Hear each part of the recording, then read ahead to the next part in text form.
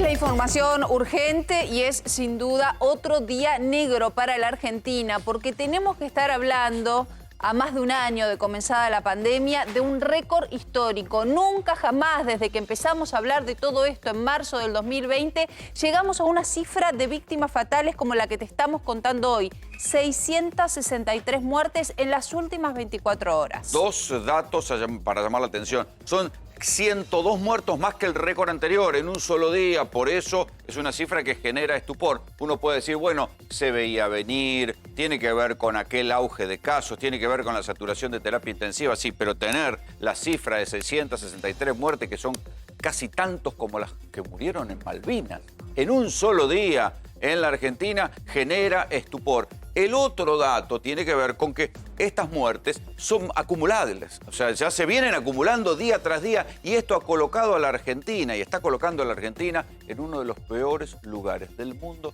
en muertes cada 100.000 habitantes. Acuérdense que el año pasado la Argentina, en el final de la primera ola, también se había acercado a un lugar peligroso en muertes cada 100.000 habitantes. Bueno, está volviendo a suceder. Vean esto, estos son cifras de ayer, no tienen las cifras de hoy. Pero comparen los tamaños de la población.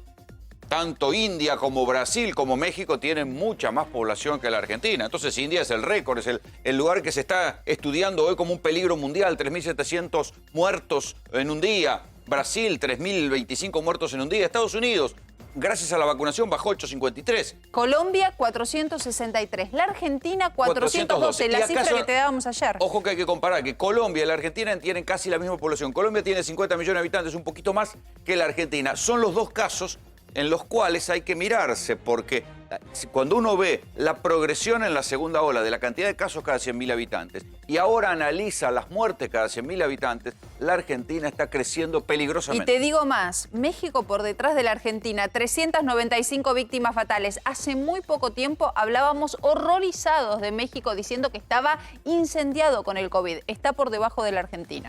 La cifra que está ahí, esos 414 casos, son de ayer. O sea, no son los de hoy. O sea, tengan en cuenta que los de hoy son 663 nos muertos. Pondrían por delante de Colombia. Por supuesto. Nos pondrían entre Estados Unidos y Colombia las cifras de hoy. Y así es como se vienen acumulando los casos. O sea, porque piensen que venimos de 500 casos, 400 casos, 500 casos, 400 casos, y esto es lo que está generando que la curva, la cantidad de muertes acumuladas sea tan preocupante hoy en la Argentina. Si quieren, el consuelo de tontos es que hoy, por ejemplo, Perú llamó a recalcular los muertos por coronavirus. El Ministerio de Salud tiene calculado 66.000 muertos y otro de los registros oficiales tiene calculado 170.000 muertos por coronavirus. 110.000 muertos de diferencia entre un número y el otro. Hay un margen de error de 110.000 muertos. Pero en cualquier caso lo que está sucediendo en la Argentina es muy preocupante. ¿Por qué? Porque por más que uno diga, bueno, no son los casi 30.000 casos que hubo en el momento más dramático, ahí a fines de abril,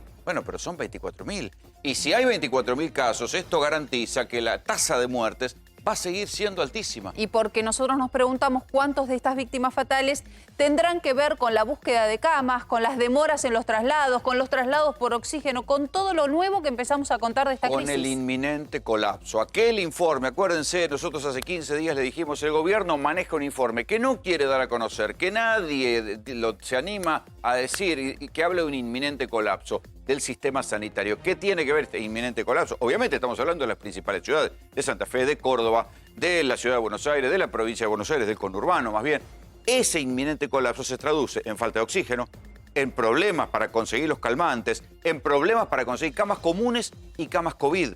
Esas historias que nosotros les contamos en primera persona se convierten en estas estadísticas, en esta cifra dramática de muertes.